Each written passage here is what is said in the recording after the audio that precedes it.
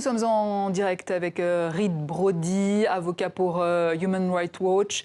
Maître Brody, cette décision de la Cour internationale de justice vis-à-vis de la Birmanie concernant les Rohingyas est qualifiée d'historique, on l'a entendu, par le ministre gambien de la Justice. En quoi est-elle historique, cette décision ? Bon, quand le tribunal le plus important du monde intervient dans une des situations d'atrocité les pires de notre époque, or que ces crimes sont toujours en train de se commettre, c'est énorme. Comme vous avez dit, il y a des centaines de milliers de Rohingyas musulmans qui ont été déplacés, tués, torturés.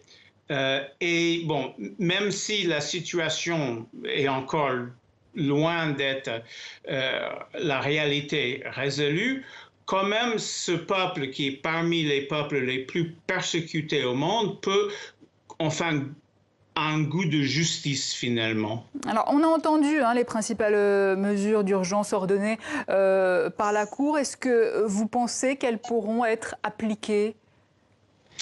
En principe, les mesures ordonnées par le Cour, qui est la Cour des Nations Unies, sont contraignantes et elles sont transmises au Conseil de sécurité pour éventuelle application. Maintenant, on sait que la Chine dispose d'une loi de veto au Conseil de sécurité, mais quand même, des autres organes des Nations Unies, comme l'Assemblée générale, comme le Conseil des droits de l'homme, comme la communauté internationale, peut pousser. Et en fait, le fait même que Aung San Suu Kyi soit allé devant le tribunal, le rend assez difficile maintenant pour le Myanmar de passer outre les décisions d'un tribunal qu'elle accepte. Donc, mais ça va dépendre beaucoup de la mobilisation internationale.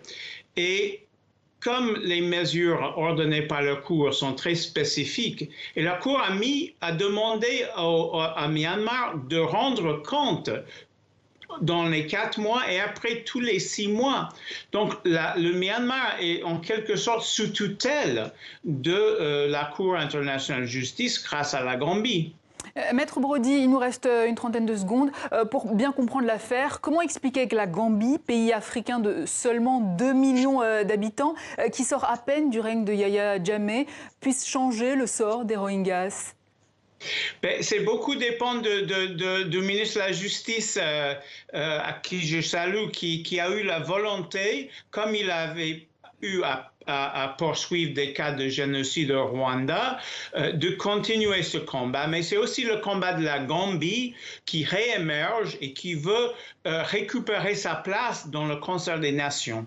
Reed Brody, merci. Je rappelle que vous êtes avocat pour Human Rights Watch.